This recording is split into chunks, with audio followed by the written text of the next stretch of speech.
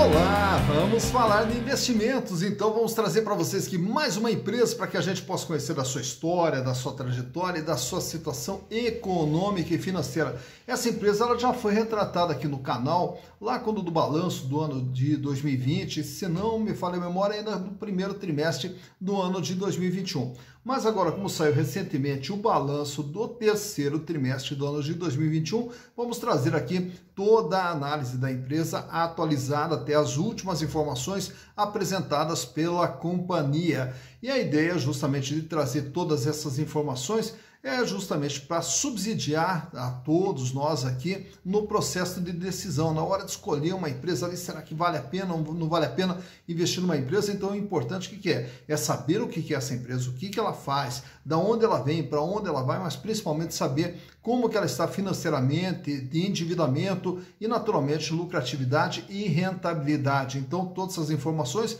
é que vão nos dar mais condições de tomar decisões mais acertadas, né? Ou pelo menos minimizar as probabilidades de erros nas nossas decisões. E naturalmente que aqui no canal Silas Negrafy, quem manda a sugestão são vocês, né? Todos os nossos inscritos aqui que nos mandam as sugestões. E essa empresa, quem sugeriu a análise dela foi o Charles Gonçalves dos Santos. Grande Charles, valeu, muito obrigado aí, Charles, pela sugestão da empresa, e é um prazer poder lhe atender, e também é um prazer poder atender a todos vocês. Basta entrar aqui ó, no canal Silas Negrafy e também manda a sua sugestão, aproveita, faça a sua inscrição, dá o like, ative a sinetinha das notificações aí para estar sempre recebendo as informações que nós vamos disponibilizando aqui para vocês.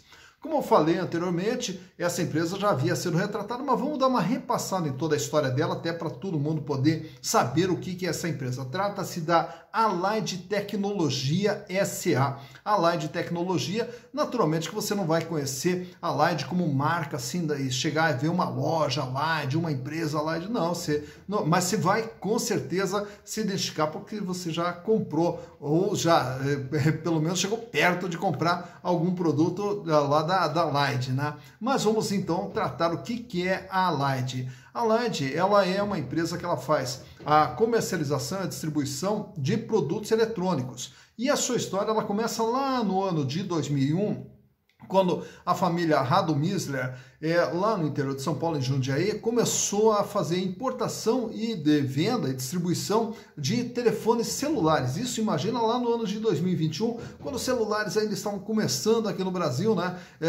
Estava ali num processo embrionário ainda.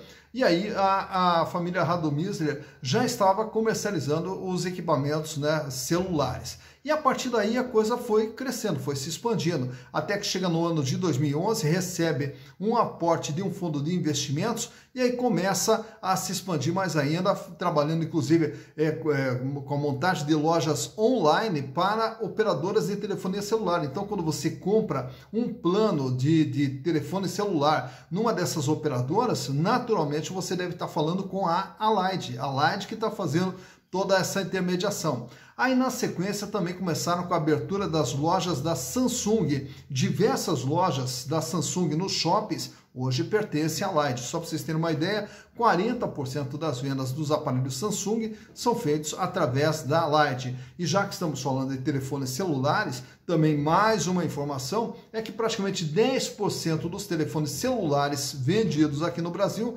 são através da Allied, como distribuidoras para as lojas, para as grandes redes e também pelas vendas online, né, onde a Allied tem uma certa participação. Já no ano de 2015, eles também criam uma rede, um sistema chamado Mobcom, né? E esse Mobcom ele vai trabalhar como a loja virtual das grandes redes. Então, quando você também entra nas grandes redes e começa a fazer a compra de equipamentos, provavelmente você cai também na Mobcom. Aí vem no ano de 2019, ela já começa a se expandir para outros estados, já que ele tinha uma atuação em São Paulo e também no Rio de Janeiro, e a partir daí passa a se espalhar para outros estados do Brasil.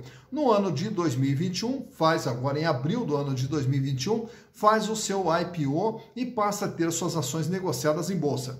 Lembrando que, no caso da Allied, a comercialização das ações da Allied por enquanto, por um prazo de 18 meses, está restrita aos grandes investidores. Por quê? Porque eles entraram com um pedido de abertura de capital no modelo simplificado, lá na instrução 746, então é um modelo simplificado. E quando esse modelo é feito esse pedido através do modelo simplificado, a CVM ela determina que as ações só possam ser vendidas para grandes investidores. Por quê? Porque eles podem correr riscos maiores, né? Então, quando passa por todos os processos da CVM, aí é liberado para o público em geral. Quando é pelo simplificado, aí a CVM ela dá uma trava, fala assim, ó, seguinte, eu vou liberar para você, só que não pode vender para os pequenos investidores, né? Então, por isso que as ações da Allied, por enquanto, por um prazo de 18 meses, são comercializadas só para os grandes investidores com investimentos acima de R$1 milhão.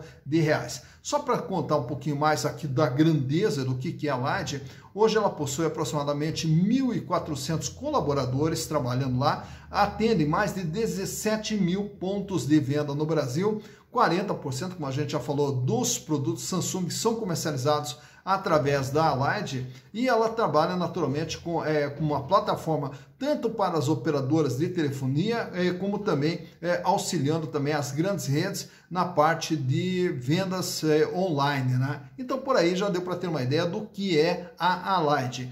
Mas para que a gente possa conhecer um pouquinho como que está a sua situação econômica e financeira, trouxe para vocês os balanços de 2018, 2019 e 2020 e também agora do dia 30 de setembro de 2021, para que a gente possa ver o que é a Allied através dos números. Então, vamos aos números. Bem, aqui estamos então com as demonstrações contábeis da Allied Tecnologia SA e trouxe para vocês aqui os exercícios de 2018, 2019 e 2020 e também do terceiro trimestre do ano de 2021, as informações mais atualizadas disponibilizadas pela companhia. E quando nós trazemos aqui uma base histórica, aqui com pelo menos 3 exercícios, é possível perceber se a empresa ela vem trabalhando com uma regularidade ou não, né, dentro da sua atividade. Então vamos começar aqui pelo ano de 2018 para entender o que é a Allied através dos seus números. Em 2018 ela tinha um patrimônio total, um ativo total de R$ 2.888 milhões. E desse valor, R$ 2.106 milhões estava no ativo circulante, ou chamado também capital de giro, o que representava 72,9% de tudo que a empresa possuía. Desse valor, R$ 400 milhões era dinheiro que estava em caixa, banco, aplicação, 969 milhões em contas a receber e os seus estoques totalizando 454 milhões de reais. Tá? Então esse capital de giro, por que ele é chamado de capital de giro? Porque através do dinheiro é que a empresa compra estoque. Ao vender o estoque, gera contas a receber. Tendo contas a receber, vira dinheiro, que compra estoque, que vira contas a receber, que vira dinheiro. Enfim, é o que vai fazer toda a movimentação da companhia. Já no ano de 2019, a empresa aumenta um pouquinho seu tamanho, indo para 3 bilhões 178 milhões, e o capital de giro apresenta um crescimento nominal aqui, fechando em 2 bilhões 255 milhões. Cresce nominalmente, porém o peso do capital de giro em relação ao ativo total apresenta um pequeno recuo, fechando em 70,9%. A empresa diminuiu em 2019 o seu volume de dinheiro em caixa, fechando em 292 milhões. Em compensação, teve um incremento aqui, um aumento no contas a receber, fechando em 1 bilhão 238 milhões. E os estoques, 421 milhões de reais. Indo para o ano de 2020, a empresa aumenta um pouco mais seu tamanho, indo para 3 bilhões 715 milhões. E o capital de giro agora sim dá um salto, vai para 2 bilhões 724 milhões, com 73,3% de representatividade. Aumenta o volume de dinheiro em caixa, 382 milhões, aumenta o contas a receber para 1 bilhão 401 e aumenta também os estoques, fechando agora em 615 milhões de reais. Já nos 9 primeiros meses do ano de 2021, até o dia 30 de setembro, a empresa totalizava em seu ativo 4 bilhões 150 milhões. E aí o capital de giro vai para 3 bilhões e 8 milhões, o que representa agora 72,5%. Aumenta um pouco mais o volume de dinheiro em caixa, 461 milhões, aumenta mais ainda o contas a receber para 1 bilhão 521 e aumenta os estoques para 713 milhões de reais. O que chama atenção aqui, quando eu falei de regularidade, é que aqui você olha o capital de giro 72,9, 70,9, 73,3, 72,5. Então dá para você observar uma regularidade que a empresa vem mantendo dentro do seu capital de giro, um volume alto, né, e ainda vem trabalhando de forma bastante estável. Já em termos de endividamento, nós vamos enxergar aqui no passivo. Passivo circulante, dívidas de curto prazo, passivo não circulante, dívidas de longo prazo e o total do endividamento, que fechou em 1.974 bilhões de reais, o que correspondia a 68,4% de tudo que a empresa possuía. Isso quer dizer, a empresa tem um ativo de 2.888 e deve 1.974, portanto ela deve 68,4% de tudo aquilo que ela tem. Já para o ano de 2019, a dívida aumenta para 2.208 e aí o peso da dívida agora fechou em 69,5%, uma pequena elevação. Já no ano de 2020, a dívida aumenta nominalmente para 2.585, mas praticamente fica estável aqui com 69,6%. Então, de tudo que a empresa tem, ela deve 69,6%. Já em setembro do ano de 2021, a dívida fechou em 2.626 milhões, porém o peso dela fechou em 63,3%. Isso quer dizer, de tudo que a empresa tem, ela deve 63,3%. Como a gente falou de regularidade, está aqui, o endividamento 68, 69, 69 e agora cai para 63. Então ele vinha trabalhando estável na faixa de 68, 69% e agora apresentou uma queda fechando de 63,3%. Vamos ver agora os resultados que a empresa vem gerando através do seu faturamento. Começa 2018 faturando 2.723 milhões. Em 2019 o faturamento vai para 3.711 milhões. Em 2020, 4.722 milhões. E até setembro desse ano, 4.081 milhões de reais. Isso quer dizer que há uma expectativa de fechar com faturamento em torno de 5 bilhões e meio ao longo desse ano de 2021. Então vai nos mostrar o quê? Que o faturamento ele sai de 2.700 para 3.700, para 4.700 e agora está estimado aqui algo em torno de 5 bilhões e meio. Então a empresa apresentando crescimento constante dentro do seu faturamento. Já os resultados proporcionados pela empresa, começa 2018 com 62 milhões de reais de lucro, 2019 100 milhões, em 2020 167 milhões e até setembro já acumulava 267 milhões de lucro, o que projeta também um lucro em torno de 350 milhões para o ano de 2021. Então, assim como o faturamento vem crescendo gradativamente, o lucro da empresa também vem apresentando crescimentos constantes. E já que estamos aqui com os números em mãos, vamos falar também agora nesses gráficos que eu vou apresentar para vocês, começando ali pela liquidez. A liquidez ela vai medir o quê? Qual que é a capacidade de pagamento da empresa em relação às suas dívidas, tanto no curto, no médio e no longo prazo, que é a liquidez geral. Ela consegue pagar suas dívidas e ao pagar suas dívidas, ela trabalha com folga financeira ou não, né? Então, começando ali com a liquidez geral, 1,07 em 2018, 1,04 em 2019, 1,09 em 2020 e agora fecha setembro de 2021 com 1,23. Isso quer dizer, para cada R$1 de dívida, a empresa dispõe de R$1,23. Paga e sobra. Não muito, mas sobra. Então mostra que a empresa no longo prazo não terá dificuldade financeira. Já no curto prazo, que é as outras barrinhas que vemos ali, são tratados pela liquidez corrente. A liquidez corrente vai medir se a empresa no ano corrente ela vai conseguir pagar suas dívidas ou não. Ele sai com índice de 1,34, sobe um pouquinho para 1,39, recua para 1,35 e agora em setembro de 2021 fecha com 1,46. Para cada R$1 de dívida, a empresa dispõe de R$1,46. Paga e sobra. Então isso nos mostra que a empresa não terá dificuldades financeiras nem no curto e nem no longo prazo. Já nesse outro gráfico, trago para vocês aqui o comportamento do endividamento, como que o endividamento vem se comportando ao longo do tempo e qual é o tamanho da dívida. A dívida começa lá em 2018 com 68,4%, sobe um pouquinho para 69,5%, permanece estável em 2020 com 69,6% e agora no ano de 2021 fecha em 63,3%. Isso quer dizer, de tudo que a empresa tem, ela deve 63,3%. Nesse outro gráfico agora temos a rentabilidade, os ganhos apresentados pela companhia, os ganhos em relação ao que ela vende, os ganhos em relação ao que ela investe, o ganho que ela gera para o acionista. Então começando com a margem líquida, que é o ganho em relação ao que ela vende.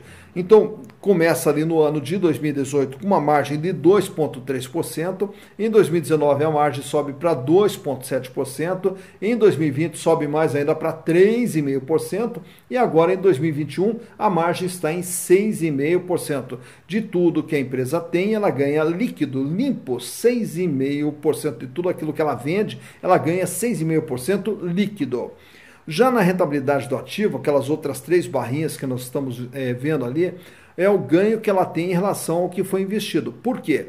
Tudo que está dentro do ativo da empresa, teoricamente, é para gerar ganhos para a empresa. E quanto que gerou de ganhos? 2,1% em 2018, 3,2% em 2019 e 4,5% em 2020. Em relação a todo investimento feito, a empresa tem um ganho de 4,5%. E as outras 3 barrinhas que nós temos ali é a rentabilidade do PL, que está relacionada ao acionista. Por quê? Porque o acionista, ele é o dono do PL. E os lucros que a empresa gera pertencem a quem? Aos acionistas, que daí vão fazer a opção se deixam parte desse lucro na empresa, se distribui através de dividendos, enfim, mas o lucro pertence ao acionista. Então ele começa com um lucro de 6,8% em 2000, uma rentabilidade do PL, né, de 6,8% em 2018, 10,4% em 2019 e fecha agora 2020 com 14,8%. Isso quer dizer, os acionistas que tinham ações dentro da empresa nesses respectivos anos, e em especial aqui no ano de 2020, tiveram ganho através dos lucros de 14,8%. E fechando também toda a nossa análise aqui, eu trago para vocês também o comportamento da ação da Light, como que as ações da Light vêm se comportando desde a abertura do capital, desde o IPO, realizados lá no mês de abril.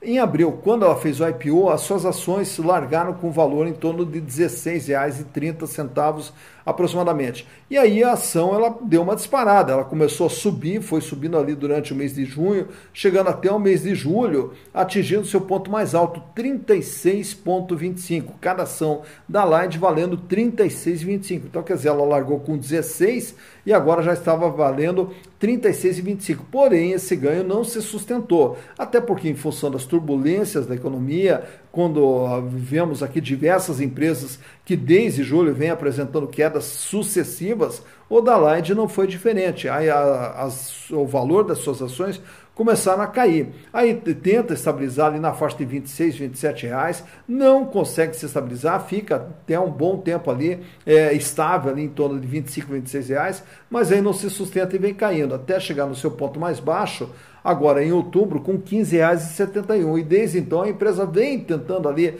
ameaçando ali uma elevação, mas não está ocorrendo essa elevação, pelo menos até a presente data, quando a gente fez a análise aqui no dia 18 de novembro, as ações girando ali em torno de perto de R$ 17 reais. Só para ressaltar, também menciono ali para vocês o valor patrimonial de cada ação, R$ 16,35. Então, quer dizer, o valor em relação ao patrimônio dentro da empresa, cada ação vale R$ 16,35. E hoje ela está sendo comercializada beirando ali os R$ 17 reais. Tá, então, conhecidos os números da Light, também conhecido um pouco da sua história, né? Então agora você já sabe como que está a situação da empresa, já sabe o que é a empresa, e se você achou interessante, pode de repente colocar no seu radar para futuros investimentos ali, né? Então, futuros investimentos naturalmente depois do prazo dos 18 meses que eu falei já anteriormente lá, né? Mas enfim, é uma empresa aí para poder se estudar, porque importante é sempre assim, nesses momentos de turbulência da economia, diversas ações com os valores aí embaixo, será que vale a pena, não vale a pena comprar? Então o importante não é se basear apenas no preço da ação, o importante é você também avaliar qual é a empresa e se essa empresa tem potencialidade de gerar ganhos e de aumentar o seu patrimônio.